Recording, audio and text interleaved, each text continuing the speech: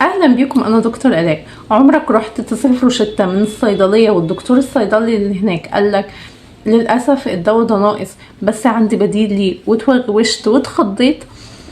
انا النهارده جايه عشان اقول لك هل البديل ده ينفع تاخده او لا، وامتى تاخده وامتى لا.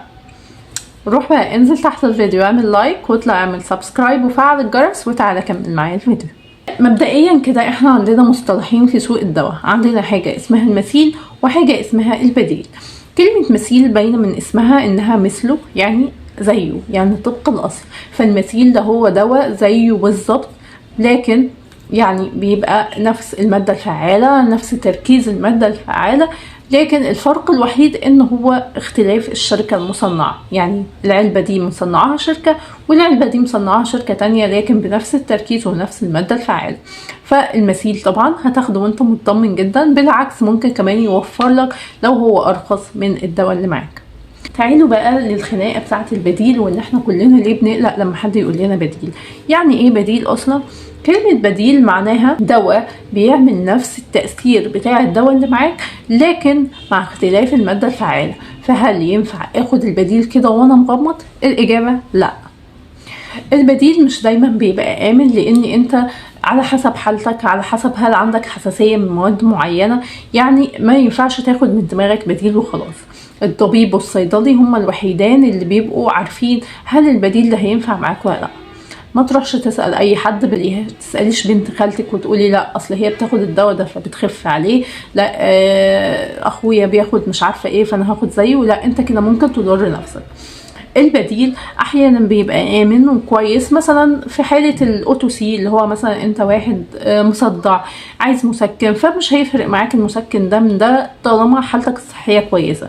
لكن تخيل مثلا انك مريض كلى او مريض ضغط وممنوع من المسكنات زي الايبوبروفين والديكلوفيناك، ورحت اشتريت مسكن يحتوي على ماده من دول، يا ترى ايه اللي هيحصل؟ فعشان كده البديل ما ينفعش يتاخد كده وخلاص. مثلا لو انت مريض سكر او ضغط وبتاخد دواء سكر او ضغط والدواء بتاعك ناقص، ما ينفعش خالص تاخد بديل. ما ينفعش تاخد بديل لان الادويه نفسها بتختلف في تاثيرها، ممكن يبقى عندك حساسية من مادة معينة فيهم، فبرضه ما ينفعش تغير دواك اللي بتاخده سواء عندك سكر ضغط قلب. التركيزات بتختلف، يعني انت ممكن تاخد مادة فعالة مختلفة بتركيز مختلف تأذيك.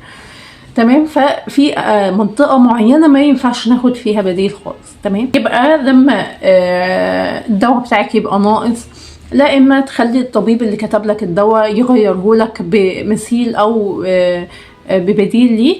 يبقى لو الدواء بتاعك اللي انت بتاخده سواء لمرض مزمن او حالة صحية معينة مش لاقيه في السوق، ترجع للطبيب اللي كتب لك الدواء وتخليه يغيره لك.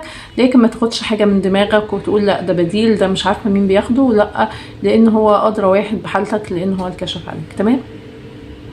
لا اما بقى تدور على مثيل في الصيدليه. طبعا الفيديو اللي فات عرفتكم ازاي تقروا المعلومات اللي على علبه الدواء، فهتعرفوا تلاقوا لها مثيل. يعني تمسكوا العلبتين وتبصوا على الماده الفعاله، هل نفس الماده الفعاله ولا لا. لقيتوها هي ونفس التركيز يبقى ده المثيل، مبروك عليك خده.